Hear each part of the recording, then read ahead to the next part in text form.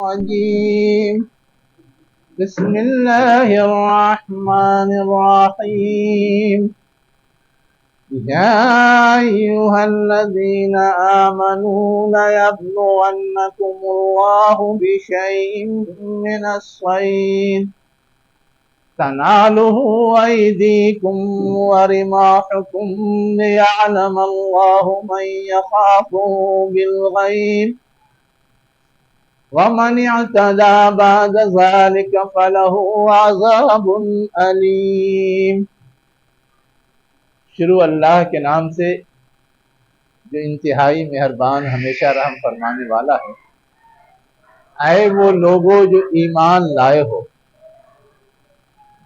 لَيَبْلُوَنَّكُمُ اللَّهُ بِشَيْءٍ مِّنَ الصَّيْدِ، اللہ تم کو ضرور بالضرور آزمائے گا شکار کی کسی چیز سے۔ تنالہ ایدیکم ورماحکم، جسے تمہارے ہاتھ اور تمہارے نیزے پا جائیں یا تیر پا جائیں۔ لیعلم اللہ، تاکہ اللہ جان جائے، من یخافہ بالغیب، اس شخص کو جو اس سے ڈرتا ہے غیب میں رہ کر، اور جس نے اس کے بعد بھی حد سے تجاوز کیا تو اس کے لیے دردناک عذاب ہے۔ یہ ہے اس آیت کا ترجمہ۔ بتایا کیا گیا ہے؟ بتایا یہ گیا ہے کہ بعض حالات میں شکار ممنوع ہے۔ کس حالت میں شکار ممنوع ہے؟ حالت احرام میں۔ ویسے ہی بعض جگہوں پر شکار ممنوع ہے۔ کہاں ممنوع ہے؟ حدود حرم میں۔ یعنی آپ احرام نہیں بھی پہنے ہوئے ہیں لیکن حدود حرم میں شکار ممنوع ہے، اور احرام پہنے ہوئے ہیں تو حدود حرم میں بھی شکار منع ہے، اور حدود حرم سے باہر بھی منع ہے۔ یہاں سے آپ جا رہے ہیں سمندر میں یا خشکی کے راستے، تو اس کے لیے بھی آگے ہدایات ہیں کہ سمندر میں تو آپ شکار کر سکتے ہیں لیکن خشکی کے راستے میں نہیں کر سکتے۔ ایک چیز تو یہ ہے کہ کیوں منع ہے؟ یہاں تو سادہ سی بات یہ بتائی جا رہی ہے کہ اللہ تم کو آزمانا چاہتا ہے۔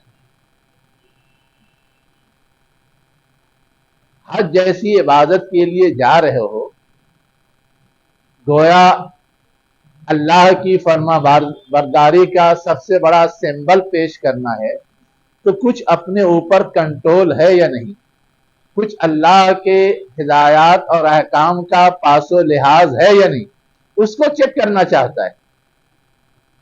اسی کو کہا گیا لَيَبْلُوَنَّكُمُ اللَّهُ بِشَيْءٍ مِّنَ الصَّيْدِ، اللہ تعالیٰ تم کو ضرور آزمائے گا شکار کے کسی چیز سے۔ کیسے آزمائے گا؟ تَنَالُهُ أَيْدِيكُمْ وَرِمَاحُكُمْ، کہ وہ شکار تمہارے اتنے قریب آ جائیں کہ تم اسے پکڑ سکو، یا اتنے قریب ہوں کہ تم ان کا شکار کر سکو۔ لیکن اب دیکھنا یہ ہے کہ اتنے سہولت اور اتنے آرام سے شکار کو قابو میں کیا جا سکتا ہے، اس کے باوجود ہم اللہ کے حکم کو فالو کرتے ہوئے اس سے باز رہتے ہیں یا نہیں، اس سے رکتے ہیں یا نہیں۔ ایسے ہی آزمانے کے لیے بنی اسرائیل کو بھی پابند کیا گیا تھا کہ سبت کے دن تم کو مچھلیوں کا شکار نہیں کرنا ہے۔ اس دن مچھلی خوب آ جاتی تھی ساحل سمندر پہ، اور باقی دنوں میں تھا کہ آپ شکار کر سکتے ہو، نہیں آتی تھی۔ اب اس دن خوب آ جاتی تھی تو ایسے ہی چلی آتی تھی۔ اللہ تعالیٰ بھیجتا تھا آزمانے کے لیے۔ اب وہاں انہوں نے تو یہ تدبیر سوچ لی کہ ٹھیک ہے اللہ تعالیٰ نے منع کیا ہے تو اللہ تعالیٰ کو شوبازی کر دیں، اس میں پانی میں سے اس کو نکالیں گے نہیں، رہے گا پانی ہی میں، لیکن آگے سے گھیر دیتے ہیں واپس نہیں جا سکے، ہیلا کر لیا، اور کل ہو کر کے جب پابندی نہیں رہے گی تو سب کو پکڑ کے نکال لیں گے۔ تو گویا اللہ کا حکم بھی فالو ہو گیا اور ہم کو جو چیز چاہیے تھی وہ حاصل بھی ہو گئی آسانی سے۔ ایسے ہی زندگی کے سارے معاملات میں انسان ہیلا بازی کرتا ہے، سہولت پسند ہے، لالچی ہے، اور پتہ نہیں کیا کیا کمزوری اس کے اندر ہے۔ اسی چیز کو درست کرنے کے لیے اللہ تعالیٰ جان بوجھ کر کے اس طرح کی پابندیاں کبھی کبھی لگاتا ہے۔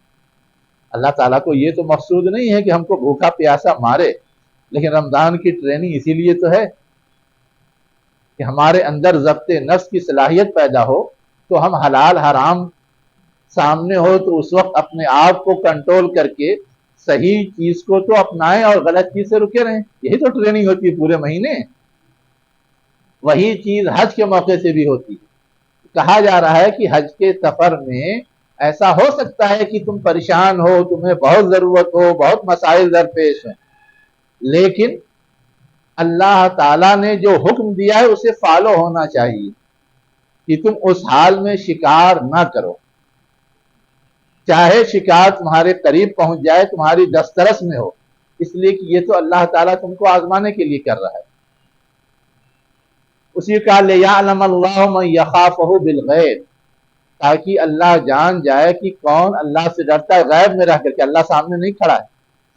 ہم لوگ جب گاڑی چلاتے ہیں تو سامنے ٹریفک پولیس ہو تو بہت سنبھل کے چلائیں گے، اور اگر ٹریفک پولیس نہیں ہو جیسے جی میں آئے ویسے چلاتے ہیں، کتنے رول ریگولیشن توڑتے ہیں وہ اللہ عالم۔ تو یہ سامنے ہونے یا نہ ہونے کا فرق پڑتا ہے۔ اب اللہ تعالیٰ ایسے ہماری نظروں کے سامنے نہیں ہے، تو ہر جگہ موجود ہے، وہ دیکھ رہا ہے، لیکن ہمیں وہ احساس نہیں ہوتا جیسے سامنے والا کوئی موجود ہو تو وہ احساس ہوتا ہے۔ اگر یہ احساس ہو جائے کہ اللہ ویسے ہی ہے جیسے ہمارے سامنے والا ہے تو پھر کوئی غلطی نہیں کرے گا، وہ ہمیشہ سنبھل کے رہے گا، اور یہ مومن کی اعلیٰ پہچان ہے۔ اگر وہ ہمیشہ سنبھل کے رہ رہا ہے تو اس کا مطلب وہ یہ محسوس کر رہا ہے کہ اللہ دیکھ رہا ہے۔ اسی چیز کو کہا لِيَعْلَمَ اللَّهُ مَن يَخَافُهُ بِالْغَيْبِ، تاکہ اللہ یہ جان جائے، یہ چیک کر لے کہ کون غیب میں ہوتے ہوئے بھی اس سے ڈرتا ہے۔ اب اگر اتنا سمجھا دینے کے بعد بھی نہیں مانتا، مَنِ اعْتَدَىٰ بَعْدَ ذَلِكَ فَلَهُ عَذَابٌ عَلِيمٌ، تو اس کے لیے دردناک عذاب۔ جی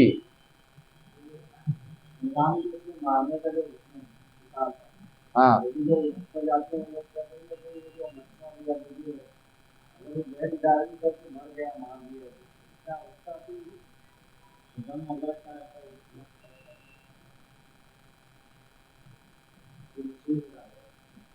تو آدھی بات کیوں پڑھی؟ پوری بات پڑھنی تھی نا۔ یہ مسئلہ تو پڑھ لیا کہ منع کیا گیا ہے جانوروں کو مارنے کے لیے، اب مچھر کو مار دیا تو یہ غلط ہو گیا، مکھی کو مار دیا تو یہ غلط ہو گیا، بچھو کو مار دیا تو غلط ہو گیا، یہ تو پڑھ لیا، لیکن یہ کیوں نہیں پڑھا کہ اس سلسلے میں اللہ کے رسول نے کیا ہدایت دی ہے؟ اللہ کے رسول نے تو صاف صاف کہا ہے قتل الموذی قبل الایذا، جو چیز نقصان پہنچانے والی ہے اس کو ایذا پہنچانے سے پہلے مار ڈالو، یہ حدیث ہے۔ شکار کا یہاں تذکرہ آ رہا ہے، شکار کا مقصود ہوتا ہے غذائی ضرورت پورا کرنا۔ اب یہ مچھر سے، مکھی سے، یا بچھو سے، یا سانپ سے آپ کی غذائی ضرورت پوری ہوتی ہے؟ تو وہ اس حکم میں ہے ہی نہیں۔ تو یہ تھوڑا سا کامن سینس دوڑا ہے۔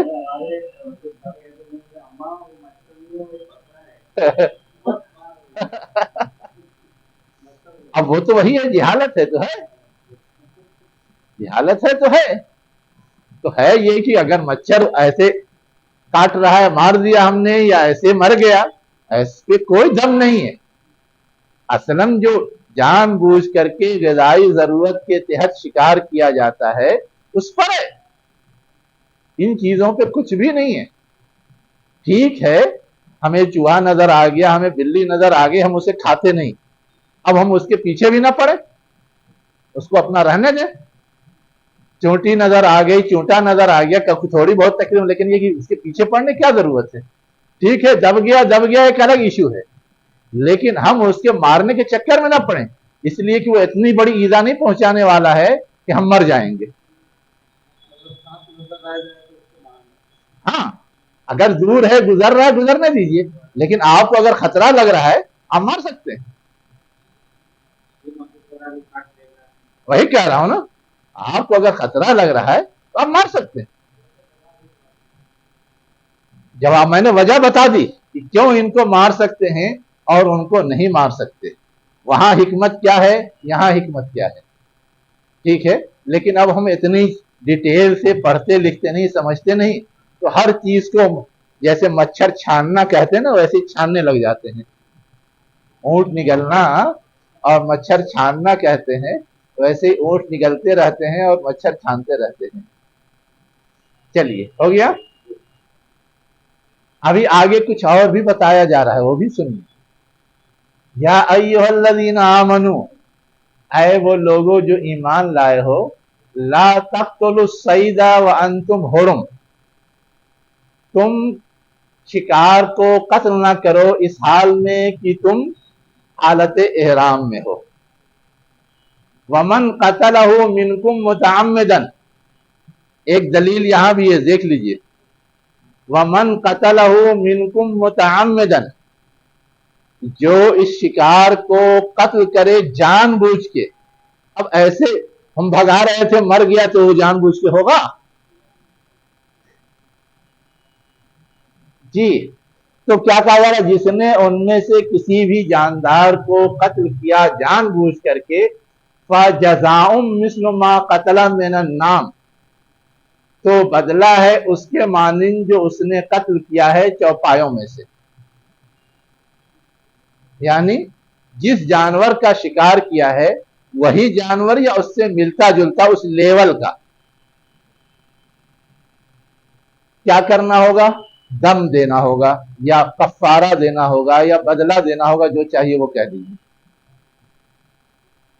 اب اگر ہم نے بکری مارا ہے تو بکری کی ویلو کے لحاظ سے، اگر ہم نے اونٹ مارا ہے تو اونٹ کے لحاظ سے، ہم نے ہرن مارا ہے تو ہرن کے لحاظ سے، جو چیز ماری اس کے لحاظ سے آپ کو اس کا بدل دینا پڑے گا۔ تو اب یہاں کیا چیز سمجھائی گئی کہ جو چوپایا آپ نے مارا ہے اس کے مانند دینا ہے کفارہ۔ یہاں پہ ایک تیسری چیز پہ اور غور کیجئے جو آپ نے سوال اٹھا دیا ہے۔ نعم کہتے کس کو ہیں، نعمت کس کو کہتے ہیں، وہ بتائیے۔ وہ چیز جو فائدہ پہنچانے والی ہو وہ نعمت ہے، جو چیز فائدہ پہنچانے والی نہیں ہو اس کو نعمت نہیں کہتے ہیں۔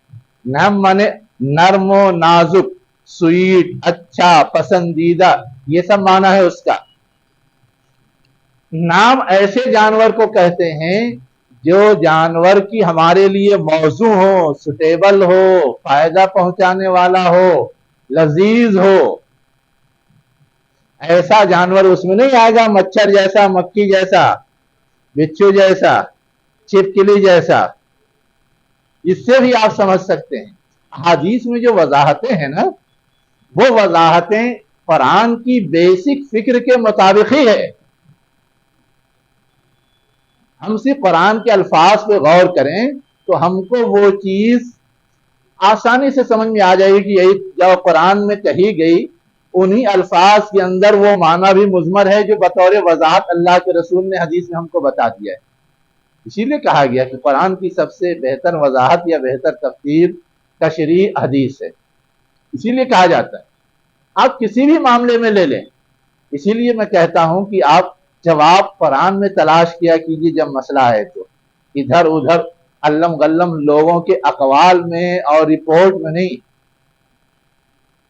ठीक है। या कमो बही जवा अदलिन, यहां भी इंसान की कमजोरी को मलहूज रखते हुए जो ऑर्डिनेंस जारी किया गया है उसमें ये शर्त लगाई गई है कि खुद से ये तय नहीं करना है कि हमने फला जानवर को मार दिया है तो उसके बदले में कफारा ये दे दे। इंसान अपने मामले में क्या होता है, बहुत आसानी तलब होता है ना, कम से कम में काम चलाना चाहता है, किसी भी चीज को कह देगा हाँ ये उसके बराबर है और कर देगा। अल्लाह ताला जानता है इंसान की इस नफसानी कमजोरी को, तो वो कह रहा है कि खुद नहीं तय करना है कि उसका बराबर क्या करार पाएगा, तुम्ही में से जो अदल वाले हैं, काजी होना जरूरी नहीं है।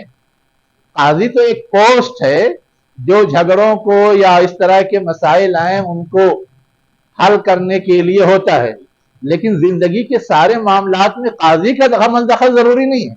गवाही तो कोई भी दे सकता है, जो इंसाफ परवर हो, हक पसंद हो, चाहे वो काजी के ओहदे पर नहीं हो। अगर ये कहना होता काजी हो तो कहा जाता कि काजी या दो काजी इसका फैसला करेंगे, ये नहीं है। यहां सिर्फ इतनी सी बात है कि ऐसे लोगों से उस सिलसिले में राय ली जाएगी जो लोग की हक परस्त हों, अदल परवर हों, इंसाफ के मुताबिक अपनी बात कहने वाले हों, उनसे ली जाएगी। इसके लिए काजी होना जरूरी नहीं है। और मजीद एहतियात ये है कि एक से पूछ लिया, वो अपना दोस्त हो सकता है तो भी डंडी मारने का इम्कान है, दो लोग हों तो उस डंडी का इम्कान खत्म हो जाता है। इसलिए कहा गया तुम में से दो लोग हों। तुम में से की शर्त क्यों है?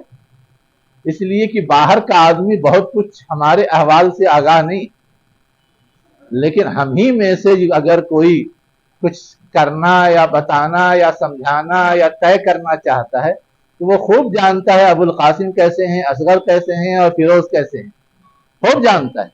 उसके लिहाज से वो जो माकूल बात होगी वो बताएगा। बाहर का अजनबी नहीं जानता कि ये कैसे हैं, इनके हवाले से क्या होना चाहिए क्या नहीं होना चाहिए। इसलिए भी मिनकुम की शर्त है। और उससे ज्यादा मिनकुम की शर्त का मतलब ये है कि अब मसला तो ये ईमान का है, इस्लाम का है, अल्लाह का है, अल्लाह की इबादत का है। अब इसका फैसला हम कराने जाएंगे किसी काफिर से, किसी मुशरिक से, किसी मुल्हिद से, वो क्या जाने इसकी नाजाकत क्या है, इसकी बारीकी क्या है, वो तो और उल्टा सीधा सुझाएगा। तो मिनकुम कहने का मतलब ये भी है कि वो ईमान वाला हो। क्या हो? वो ईमान वाला हो, वो जानता है इन चीजों को। अब है ये कि ये जो बतौर कफारा कोई चीज अदा की जाएगी उसकी हैसियत क्या होगी। कहा गया हदियन, क्या होगी? हदियन। हदी किसको बोलते हैं? तोहफा। हाँ हम देखिए नजर करना दिया है। और कुरान में क्या ये नहीं पढ़ा कि जब जाते हैं हज करने तो कुर्बानी भी करते हैं, और कुर्बानी जिस जानवर का करते हैं उसको क्या कहा है कुरान में? क्यों कहा है हदी?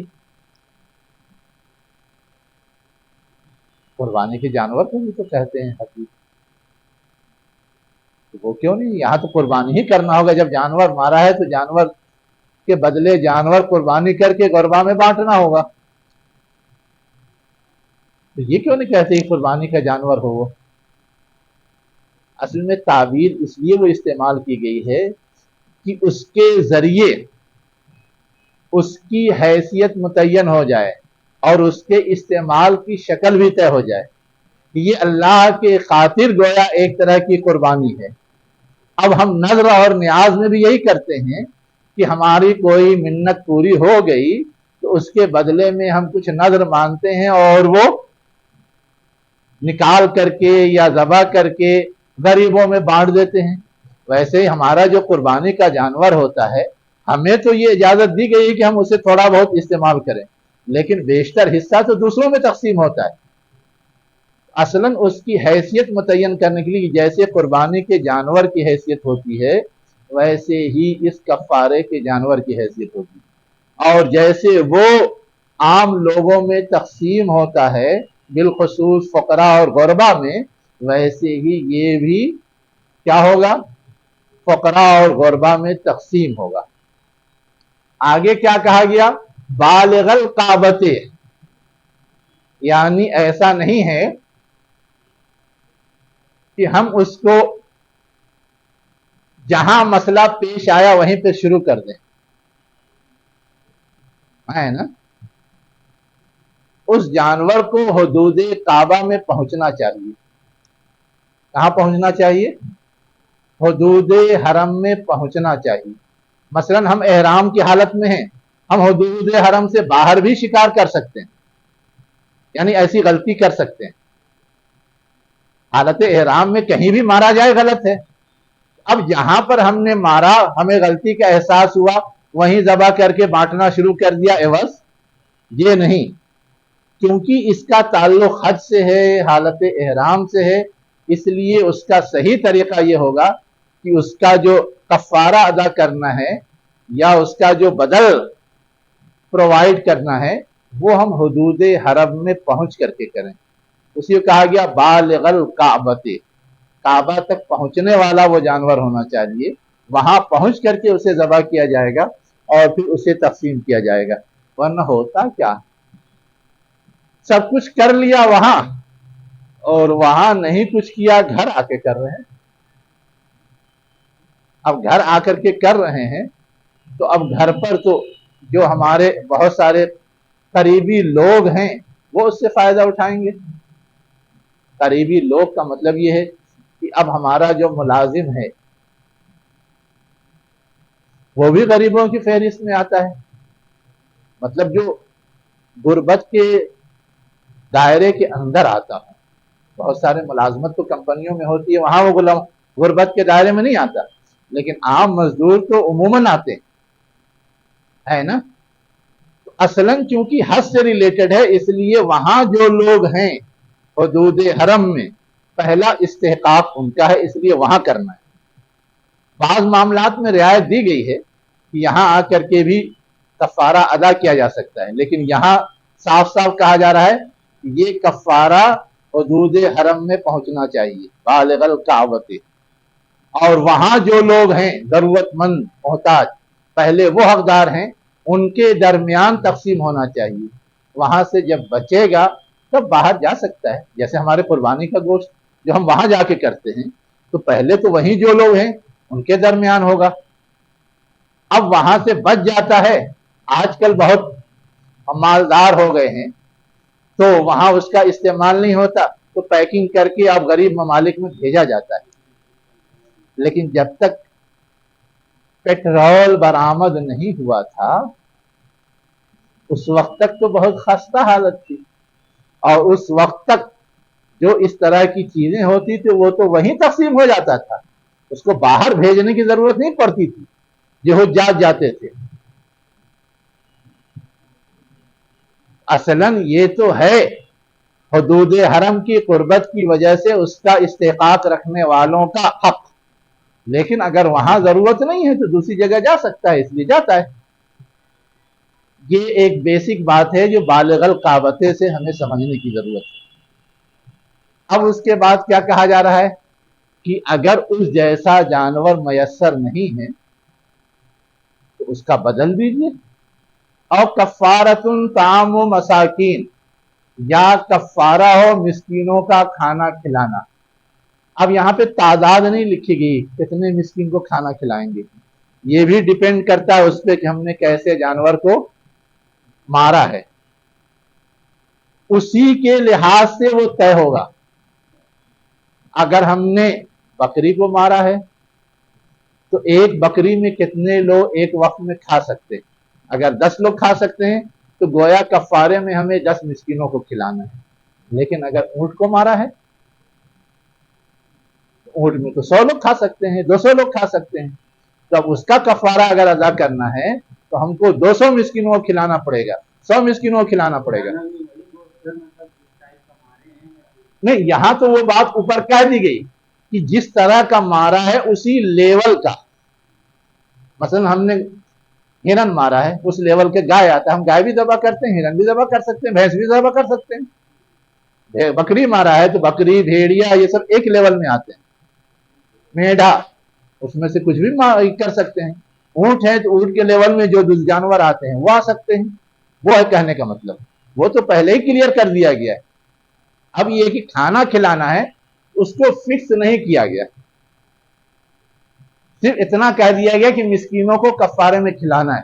اب جیسے جانور کو آپ نے مارا ہے اس میں جتنے لوگ شریک ہو سکتے تھے اسی کے لحاظ سے مسکینوں کی تعداد فکس ہوگی۔ آگے کیا کہا جا رہا ہے؟ او عدل و ذالکا سیامہ، اور اسی کے برابر روزہ رکھنا ہوگا، یعنی آپ مسکین کو کھانا کھلانے کا پیسہ آپ کے پاس نہیں ہے تو اب آپ کو روزہ رکھنا ہے، روزہ بھی اسی طرح طے ہوگا کہ اگر ایسے جانور کو مارا ہے جو 10 لوگ کھا سکتے تھے تو گویا 10 لوگوں کے روزے کے برابر آپ کو 10 دن روزہ رکھنا پڑے گا، اور کہیں اونٹ کو مارا ہے تو عدل و ذالکا سیامہ، جب بڑا بڑا ہڑپ کیا ہے تو بڑا بڑا بھگتان بھی تو کرنا پڑے گا، یہ ہے سیدھا سادھا اصول، عدل و ذالکا، اسی کے برابر روزہ رکھنا ہے۔ لِيَذُوقَ وَبَالَ أَمْرِهِ، تاکہ اپنے معاملے کا وبال کا مزہ چکھیں، یا اس کے برے نتیجے کا، وبال کہتے ہیں برے نتیجے کو، اس کے برے نتیجے کا مزہ چکھیں۔ اب ایک سوال جو پریکٹیکل تھا کہ حکم تو آ جا رہا ہے، اور ان کے ہاں عمرے اور حج کا رواج تو پہلے سے بھی تھا، اس وقت بھی اس طرح کی غلطیاں ہوتی تھی، اب اس وقت جن لوگوں نے ایسا کیا اس کا کیا؟ کہا جا رہا ہے کہ اس وقت چونکہ حکم نہیں نازل ہوا تھا اس لیے اس سلسلے میں جو کچھ بھی ہوا اس کو اللہ تعالیٰ کیا کر رہا ہے؟ درگزر کر رہا ہے۔ عفا اللہ عما سلف، اللہ نے درگزر کیا، بخش دیا، معاف کیا، نظر انداز کیا، عما سلف، اس کو جو گزر چکا ہے، سلف مانے ہوتا پہلے ہونا، گزرنا،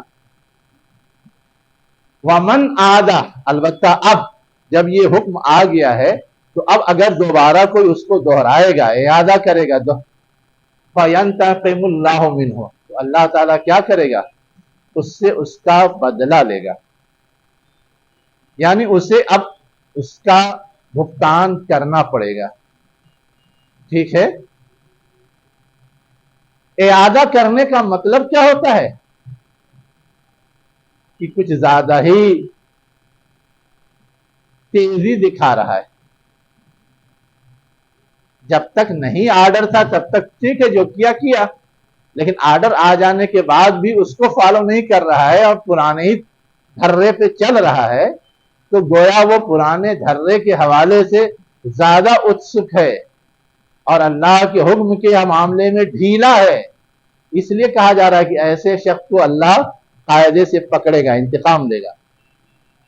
واللہ عزیز ذو انتقام، اور اللہ قدرت والا ہے، یعنی انتقام یا بدلہ لینے کی صلاحیت رکھنے والا ہے، اور یہ بھی نہیں ہے کہ اللہ غفور الرحیم ہے تو بدلہ نہیں لیتا، غفور الرحیم کے ساتھ ساتھ اس کی صفت ذو انتقام بھی ہے، بدلہ لینے والا بھی ہے، سزا دینے والا بھی ہے، تو اس لیے اس بھول بھلائیے میں نہیں رہنا چاہیے۔ اللہ کی رحمت تو بہت کشادہ ہے نا، ہر چیز معافی کر دے گا، کسی چیز سے کوئی گرفتی نہیں کرے گا۔ جی، اللہ تعالیٰ نے خاص طور سے جان بوجھ کر کے یہ کیوں واضح کیا ہے؟ اس لیے واضح کیا ہے کہ عموماً حج کے حوالے سے ہمارا ذہن یہ ہوتا ہے کہ حج کرنے تو بالکل ماں کے پیٹ کی طرح پاک صاف ہو جاتے ہیں، کوئی بھی جرم اور کوئی بھی گناہ باقی نہیں رہتا، لیکن اب حج کرنے جا رہے ہیں اور وہاں بھی تماشا کریں तो भी जुर्म बाकी नहीं रहेगा, तो भी गुनाह बाकी नहीं रहेगा, तो भी जानबूझ के शरारत करने को छोड़ दिया जाएगा?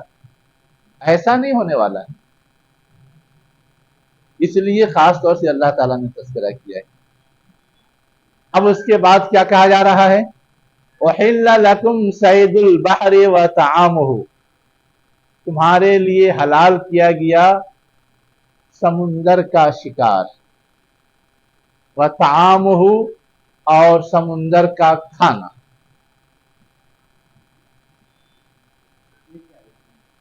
हाँ?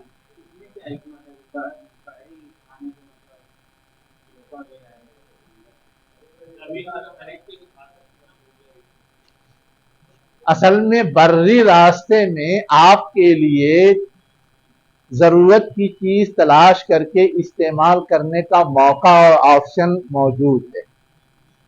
बहरी रास्ते में ये ऑप्शन नहीं होता है ना। अगर तूफान में आप फंस गए, आपकी कश्ती और आपका जहाज कहीं जा ही नहीं रहा है, जितना स्टॉक लेके गए थे खत्म हो गया, कोई ऑप्शन नहीं कि आप कहीं से खरीद लें या कोई आपकी मदद के लिए वहां आ जाए, ऑप्शन नहीं है।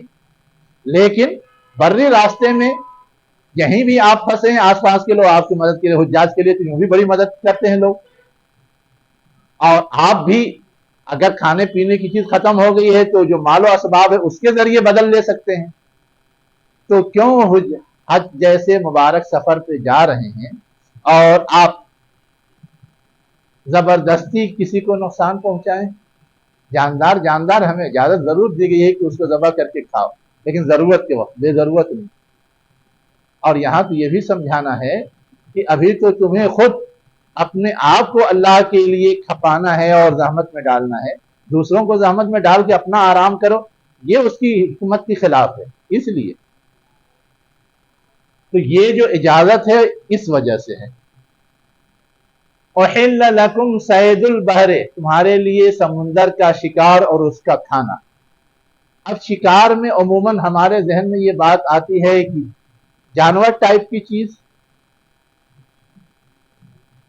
यही ना, जानवर टाइप की चीज का मतलब है कि समुंदर में तो सबसे ज्यादा जिस जानवर को हम लोग यूज करते हैं वो मछली है, उसके अलावा भी किसी को यूज करते हैं? पहले के जमाने में तो लोग समझते थे कि सिर्फ मछली ही समुंदर में होता है और कुछ होता नहीं, लेकिन अब तो दुनिया समझने लगी है कि समुंदर में घोड़े भी होते हैं, समुंदर में घास भी होती है,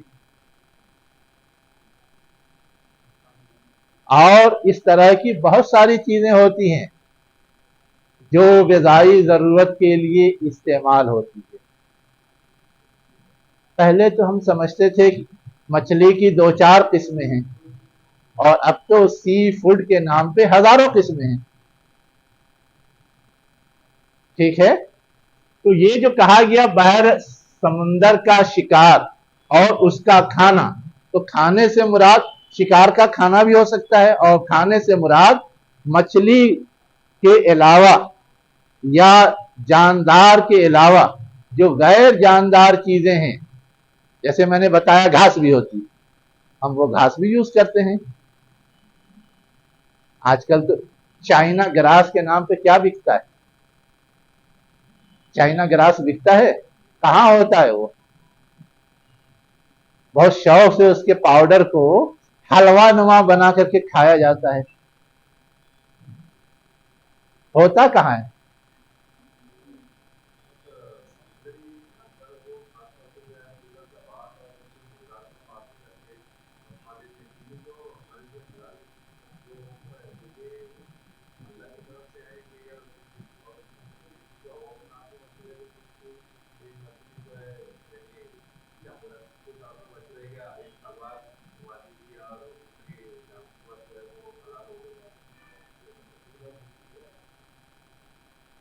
असल में देखिए, पर्टिकुलर हुक्म तो ये है कि समुद्री जानवरों को ज़बह करने की जरूरत नहीं, ये हदीस के अंदर वाज़ेह तौर पे आया है। क्यों जरूरत नहीं है? इसलिए कि उसके बदन में फासिद खून नहीं होता। फासिद खून का मतलब नुकसान पहुंचाने वाला खून। ہم جو یہاں جانداروں کو ذبح کرتے ہیں ان کے بدن میں فاسد خون ہوتا ہے، اسے نکالنا ضروری ہوتا ہے، ورنہ اس کا استعمال کریں تو ہمیں نقصان ہوگا۔ لیکن مچھلی یا مچھلی کے قبیل کے جو سمندری جانور ہوتے ہیں وہ پانی کے درمیان پروان چڑھنے کی وجہ سے یوں ہی ان کے فاسد مادے سب صاف ہو چکے ہوتے ہیں یا موجود نہیں ہوتے، وہ فاسد مادے سے بری ہوتا ہے یا پاک ہوتا ہے، خالی ہوتا ہے، اس لیے اس کو یوں ہی استعمال کرنے کی اجازت ہے۔ یہ ہے اصل ریزن، اور اس کی صراحت احادیث کے اندر واضح لفظوں میں ہے اور قرآن میں اشارات کی شکل میں ہے۔ باقی یہ سب جو قصے کہانیاں ہیں کہ کسی زمانے میں ایک بار تلوار مار کر کے سب کو ذبح کر دیا گیا تھا، تو یہ تو ویسے ہی ہو جائے گا کہ اسی دن سب کے سب پیدا بھی ہو گئے تھے، موجود بھی تھے، اور سب کے گردن ہی تک تلوار پہنچی تھی۔ وہ سب ایسے ہی خرافات۔ ہاں، وہ تو صرف اس وجہ سے کہ پانی کا مردہ زندہ کوئی معنی نہیں رکھتا۔ ہمارا مردہ کا مطلب یہ کہ اس کا فاسد خون اس کے بدن میں پھیل گیا، اس لیے ہمارے لیے وہ ممنوع ہے۔ لیکن وہاں تو فاسد ہے ہی نہیں، تو وہ مر جائے چاہے زندہ رہے، ہمیں کوئی فرق نہیں پڑتا۔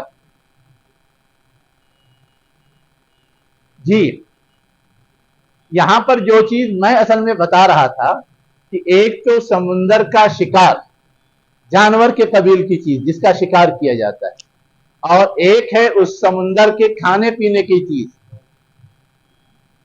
گھاس یا گھاس کی طرح کی بہت ساری چیزیں ہوتی، اس میں سے کچھ بھی ہم یوز کر سکتے ہیں، ٹھیک ہے، وہ حلال ہے۔ دوسری چیز یہ ہے کہ بعض لوگ کہتے ہیں کہ سمندر کا شکار اور اس شکار کا کھانا ایک ہے، ہم نے شکار کیا خود نہیں کھایا، لیکن شکار کرنا ممنوع ہے تو ہم مجرم ہو جائیں گے۔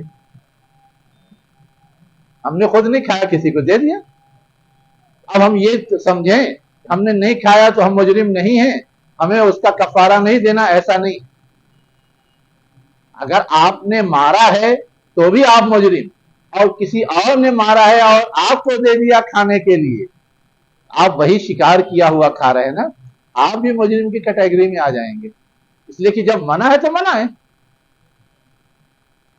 جیسے خشکی ہی میں اگر کسی نے مارا تو وہ یوز کرے، اور یہ ہے کہ ساتھ میں بہت سارے لوگ یوز کریں، تو سب لوگ مجرم کی کیٹیگری میں آ جاتے ہیں۔ جو لوگ کی اس کی مدد کرنے والے ہیں وہ بھی مجرم کی کیٹیگری میں آتے ہیں۔ بعض صحابہ کے سلسلے میں ہے نا، تو ان کا نیزہ گر گیا، انہوں نے اٹھانے کے لیے کہا، انہوں نے کہا کہ میں تو احرام میں اٹھا کے دوں گا تو میں بھی مجرم ہو جاؤں گا۔ تم نہیں حالت احرام میں، تم کو شکار کرنا ہے تم خود اتر کر کے لو۔ جی، اب کیا کہا جا رہا ہے؟ متاعًا لکم وللسیارۃ۔ متاعًا لکم کا مطلب تمہارے لیے فائدہ پہنچانے والی چیز کی شکل میں۔ سمندر کے شکار کو کیا کیا گیا ہے؟ حلال کیا گیا ہے۔ وللسیارۃ، اور کس کے لیے؟ سیارہ کے لیے۔ اب سیر مانے تو ہوتا ہے چلنا، سیارہ مانے ہوتا ہے بہت زیادہ چلنے والا۔ اب سیارہ تو آج کی زبان میں اگر عربی میں دیکھیں گے تو گاڑی کو بولتے، موٹر کار کو سیارہ۔ لیکن پہلے زمانے میں جب موٹر کار نہیں تھی تو سیارہ بولتے تھے سفر کا جو قافلہ ہوتا تھا اس کو۔ یوسف علیہ السلام کا قصہ بیان ہوا ہے نا سورہ یوسف میں، ان کو کنویں میں ڈال دیا گیا تو وہاں پر ایک قافلہ ہی آ کر کے رکا تھا نا، اور اس نے پانی نکالنے کی کوشش کی تھی، تو وہاں پہ بھی یہی سیارہ لفظ آیا ہے۔ وہاں پر بھی کیا آیا ہے؟ یہی سیارہ لفظ آیا ہے۔ تو اصل عربی میں اور پرانی عربی میں سیارہ کا لفظ گاڑی کے لیے نہیں ہے، قافلے کے لیے ہے، چونکہ پہلے اس وقت کے زمانے کی ضرورت کے لحاظ سے گروپ کی شکل میں نکلتے تھے، تو اب گروپ جب چلتا ہے تو گروپ میں سب کا ساتھ ہوتا ہے، سب کی حصے داری ہوتی ہے، تو اب جس نے شکار کیا وہ خود کھائے، اور جو قافلے میں اس کے ساتھ ہے وہ بھی کھائیں، ان سب کے فائدے کے لیے وہ ہے، ان سب کی ضرورت کے لیے وہ ہے۔ ایسا نہیں کہ جس نے شکار کیا وہ صرف اپنا حق سمجھ کر کے وہ تو کھائے، باقی لوگوں کو بھوکوں مرنے کے لیے چھوڑ دے. سب کا حق ہے، سب کے لیے وہ حلال ہے، سب کے لیے وہ درست ہے. آگے کیا کہا جا رہا ہے؟ وَحُرِّمَ عَلَيْكُمْ صَيْدُ الْبَرِّ مَا دُمْتُمْ حُرُمًا، اور تمہارے لیے خشکی کا شکار حرام کیا گیا ہے جب تک تم حالت احرام میں ہو. یہ اسی کو دہرا دیا گیا ہے سمندر کے شکار کے مقابلے میں تاکہ کنفیوژن نہ رہے. وَاتَّقُوا اللَّهَ الَّذِي إِلَيْهِ تُحْشَرُونَ، اور اللہ سے ڈرو جس کی طرف تمہیں اکٹھا کیا جائے گا، اور اکٹھا کرنے کے بعد حساب کتاب لیا جائے گا، اور اس کے بعد اس کے مطابق بدلہ دیا جائے گا. وہ سب اکٹھا کرنے کے بعد کا مرحلہ انڈرسٹوڈ ہے، اس سے ڈرنے کے لیے کہا گیا ہے. اب آگے کیا کہا جا رہا ہے؟ جعل اللہ الکعبۃ البیت الحرام قیاما للناس، اللہ نے بنایا کعبہ کو. کس کعبہ کو؟ جو بیت حرام ہے. یہ کعبہ ہی کی وضاحت ہے، یعنی ایسا گھر جو محترم ہے. اللہ نے بنایا کعبہ کو یعنی بیت حرام محترم گھر کو. کعبہ سے یہ کنفیوژن ہو سکتا تھا کہ وہ جو کالا سا چوکور سا بلڈنگ ہے صرف وہ محترم ہے. جب بیت حرام کہہ دیا تو بیت حرام سے صرف وہ چوکور جو نظر آتا ہے کعبہ صرف وہ مراد نہیں ہوتا، بلکہ حدود حرم کا جتنا ایریا ہے سب مراد ہوتا ہے، سب بیت حرم میں شامل ہے. ٹھیک ہے؟ تو یہ وضاحت اصلاً اس کنفیوژن کو دور کرنے کے لیے ہے. اللہ تعالیٰ نے کعبہ کو یا بیت حرام کو کیا بنایا ہے؟ قیاما للناس. قیام مانے کیا ہوتا ہے؟ کھڑا ہونا. تو خانہ کعبہ کو کھڑا ہونے کا ذریعہ بنایا ہے. للناس، لوگوں کے لیے. کھڑے ہونے کا ذریعہ کا مطلب کیا ہے؟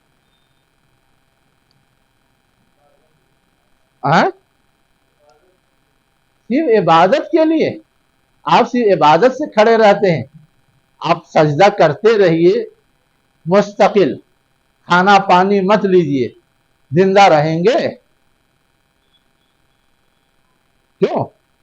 اگر سجدے ہی سے زندہ رہ لیتے ہیں تو ہو جانا چاہیے نا.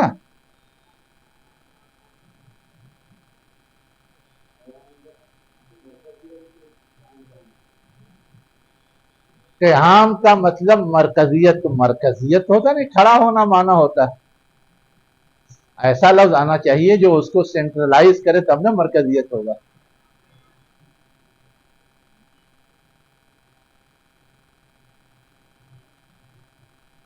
قیام کا مطلب آپ کا وجود باقی رہے، آپ کھڑے رہیں، زندہ رہیں.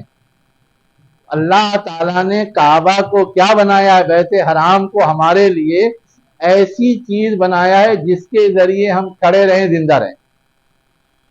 اب کھڑے رہیں زندہ رہیں کا ایک مطلب تو یہ ہے کہ روحانی طور پہ زندہ رہیں، کھڑے رہیں، روحانی پاکیزگی اس سے حاصل ہوتی ہے. لیکن اس کا دوسرا مطلب یہ بھی ہے کہ خانہ کعبہ ہی کے ذریعے جو دنیا بھر کے لوگوں کے آپس میں روابط ہوتے ہیں، جو ایک طرح سے ان کے درمیان میل جول قائم ہوتا ہے، ایک طرح سے ان سب کے درمیان ایک طرح کی ہم آہنگی قائم ہوتی ہے، اور خانہ کعبہ ہی کی وجہ سے وہ جو ایک جٹ امت واحدہ بن جاتے ہیں. یہ ساری چیزیں ان کو اجتماعی طور پر بھی باقی اور زندہ رکھنے والی چیز ہے. اور اسی کے نتیجے میں سب ایک دوسرے سے فائدہ بھی اٹھاتے ہیں. جب ایک دوسرے سے واقف ہوتے ہیں، آگاہ ہوتے ہیں، ہر طرح کی چیز وہاں آتی ہے، ہر طرح کی چیز وہاں بکتی ہے، تو لوگوں کے معاشی ضرورت کے بھی سارے مسائل حل ہوتے ہیں ہر ایک کا. جب حج کا موسم ہوتا تھا پہلے بھی اور آج بھی، تو کیا صرف مکے کے لوگ اس سے پیسہ کماتے ہیں؟ دنیا میں جہاں جہاں سے حجاج جاتے ہیں ہر جگہ لوگ اس حج کے سفر سے کماتے ہیں. ہمارے یہاں تو کتنے لوگ ہیں پورے ملک میں جن کا بزنس صرف حج کروانا ہے, حج اور عمرہ کروانا ہے, اور خوب ٹھاٹ سے زندگی گزارتے ہیں. تو یہ مطلب ہے کہ اللہ تعالیٰ نے خانہ کعبہ کو, بیت حرام کو لوگوں کے لیے کیا بنایا ہے؟ کھڑے رہنے کا ذریعہ بنایا ہے. ہاں, سارے لوگ, تمام انسانوں کے لیے. اچھا, آپ جتنی گاڑی سے سفر کرتے ہیں صرف مسلمان چلاتے ہیں؟ بولیے نا. اب اس گاڑی سے وہ کما رہے ہیں, ان کو نہیں فائدہ پہنچ رہا ہے. آپ جتنی قربانی دیتے ہیں صرف مسلمان کھاتے ہیں, غیر مسلموں کو نہیں دیا جا سکتا. جتنے جانور کی قربانی کرتے ہیں صرف مسلمان پالتے ہیں, غیر مسلم پال کر کے آپ کے ہاتھ نہیں بیچتے. تو تھوڑا سا ذہن پھیلائیے, ذہن دوڑائیے, تو سب سمجھ میں آئے گا. دیکھیے اب سمجھ میں آیا. ہوائی جہاز تک پہنچ گیا, 1 منٹ ابھی رکو, یہ سمجھ میں آ گیا نا. ہاں, اب ایک چیز اور ہے جو اس میں سمجھنے کی ہے. کیا ہے سمجھنے کی؟ کہ یہ جو کعبۃ اللہ ہے, اس کعبۃ اللہ کے حوالے سے ایک خاص بات اور ہے جو کہی گئی ہے. کیا کہی گئی ہے؟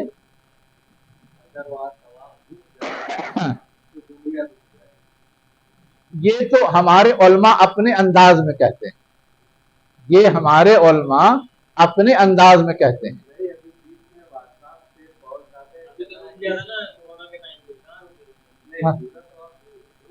ہاں ہاں, رک جاتا, ایک آدمی بھی نہیں کرتا, اور اس سے پہلے بھی رکا ہے تاریخ میں, وہ مسئلہ نہیں.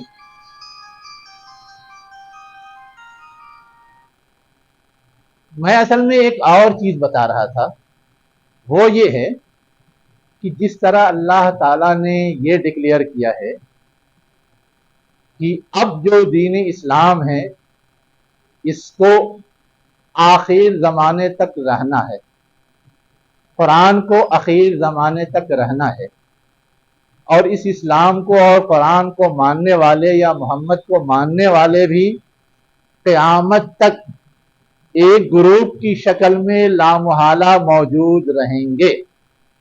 ویسے ہی یہ بھی ہے حدیث کے اندر کہ یہ خانہ کعبہ بھی اپنی موجودہ شکل میں قیامت تک موجود رہے گا, ہے نا.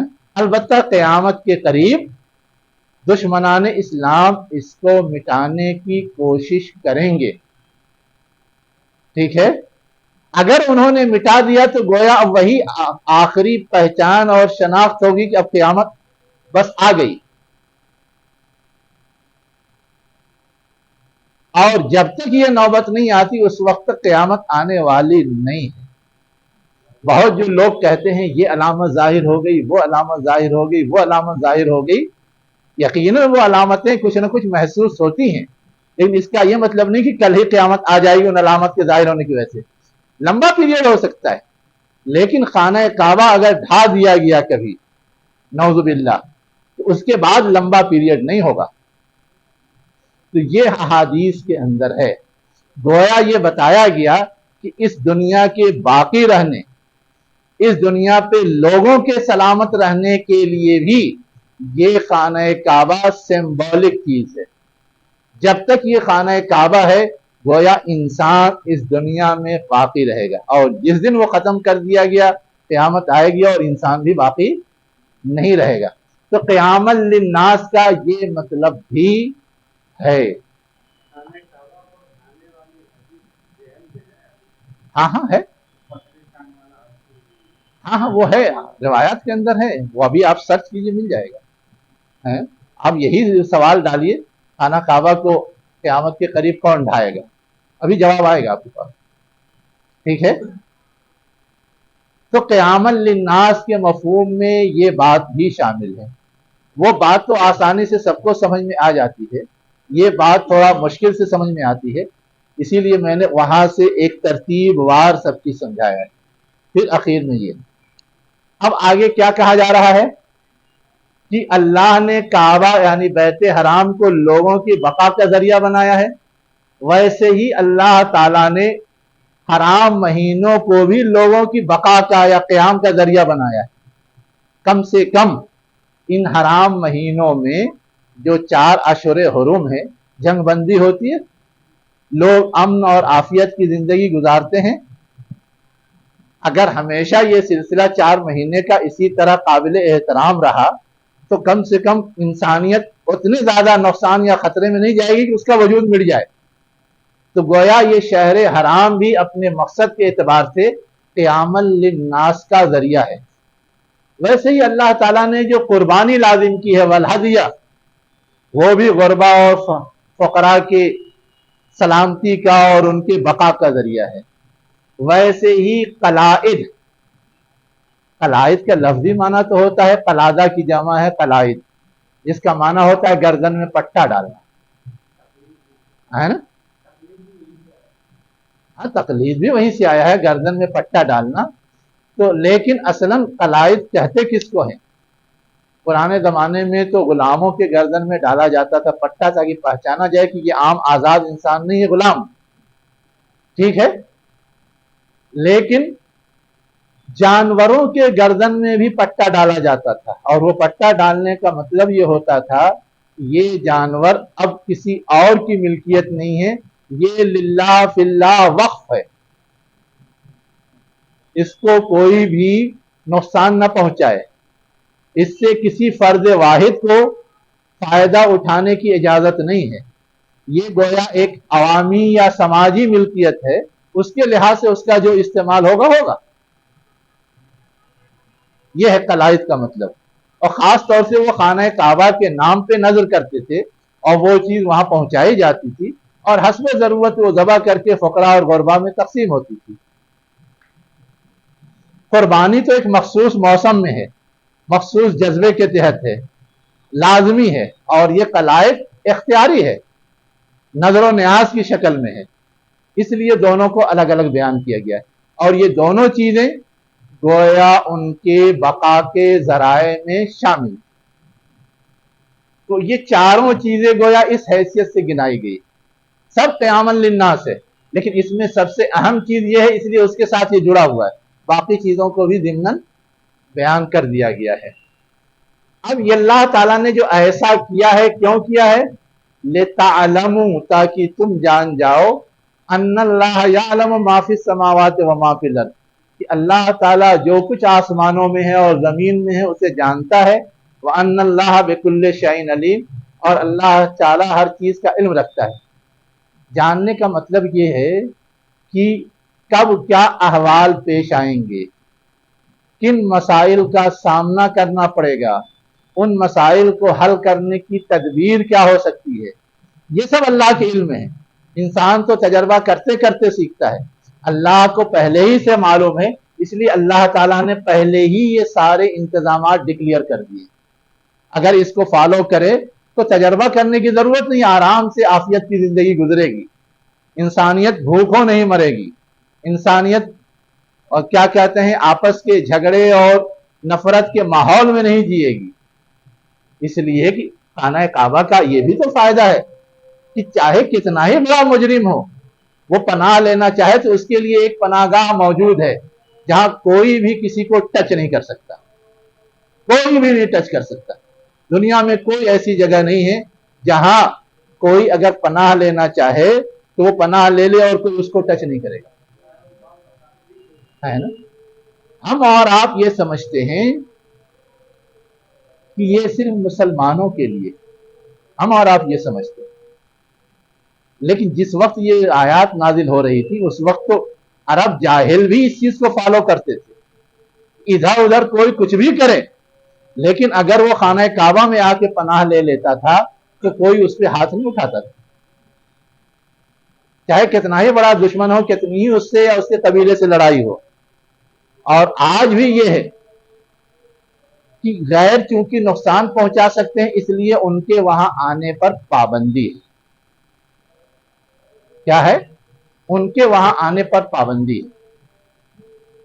لیکن ساتھ ہی ساتھ ہمیں اور آپ کو یہ بھی معلوم ہونا چاہیے کہ یہ پابندی ہونے کا مطلب یہ ہے کہ اب وہاں کا انتظام انصرام یا متولی کی حیثیت سے صرف مسلمانوں کو حق ہے، اور مسلمان جو وہاں یہ حق رکھتے ہیں انہیں یہ حق ہے کہ وہ کسی کو بھی پناہ دے دیں۔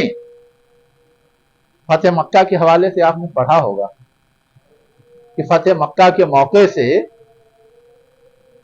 بہت سارے لوگوں نے اپنے بہت سارے قریبی رشتہ داروں اور تعلق دار ان لوگوں سے پناہ طلب کی اور انہوں نے پناہ دی، حتیٰ کہ یہاں تک آتا ہے کہ بعض خاتون نے پناہ دی تو حضرت علی رضی اللہ عنہ کہہ رہے تھے کہ خاتون کی پناہ نہیں مانی جائے گی۔ اب اس خاتون نے اللہ کے رسول کے سامنے مسئلہ رکھ دیا کہ حضرت علی میں نے فلاں کو پناہ دی ہے اور یہ کیا کہتے ہیں مارنا چاہتے ہیں، کہہ رہے ہیں نہیں اس کو پناہ نہیں ملے گی، تم پناہ دینے کی مجاز نہیں ہو۔ اللہ تعالیٰ کے رسول نے کہا نہیں، تم نے پناہ دی وہ ہماری طرف سے ہی پناہ ہو گئی اور کوئی بھی مومن عورت پناہ دے سکتی۔ تو یہ امن کا ایک دروازہ یوں کھلا ہوا ہے، دشمن کے لیے بھی غیر کے لیے بھی۔ ہم پناہ دیں نہ دیں اس کی کوئی حکمت مصلحت تو ایک الگ ایشو ہے، لیکن اس کے باوجود یہ چیز موجود ہے آج تک۔ اس پناہ دینے کو کسی نے غلط نہیں کہا ہے اور کسی نے منع نہیں کیا ہے کہ نہیں دی جا سکتی۔ ہاں یہ سمجھانے کی کوشش ضرور کی ہے کس کو دینا چاہیے کس کو نہیں دینا چاہیے، کس کے لیے کتنا مناسب ہے کتنا غیر مناسب ہے، یہ سب سمجھا دیا گیا ہے، لیکن اصولی اور قانونی طور پہ پناہ دینے کا حق ہر مومن کو ہے جو ہر مومن وہاں کا متولی ہے۔ اب سوچئے کہ یہ کیا قیام للناس کی شکل نہیں ہے کہ وہ وہاں آ کر کے کھڑا رہ سکے، محفوظ ہو جائے۔ اتنا وائڈ ہے اسلامی تعلیم اور اسلامی پرسپیکٹیو، یہ اصل سمجھنے کی ضرورت ہے۔ ہاں ہاں ہاں دیکھیے، ایک ہے گھومنے کے لیے جانا، ٹھیک ہے، وہ گھومنے کی جگہ نہیں ہے، ٹھیک ہے، لیکن اس کے باوجود اختیار اس کے پاس ہے کہ وہ اگر کسی کو دینا چاہے تو دے سکتا ہے کسی حکمت کے تحت۔ عام حالات میں کسی غیر کو مسجد نبوی میں آنے کی اجازت نہیں تھی، لیکن جب وفود آتے تھے تو ان کو وہیں ٹھہرایا جاتا تھا، جب کوئی گرفتار ہو کے آتا تھا تو وہیں ٹھہرایا جاتا تھا۔ حرم تو وہ بھی ہے نا، حرمین ہم کہتے ہیں۔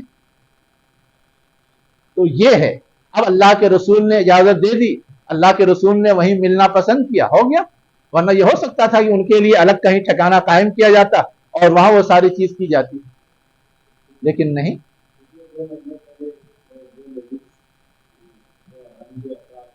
ہاں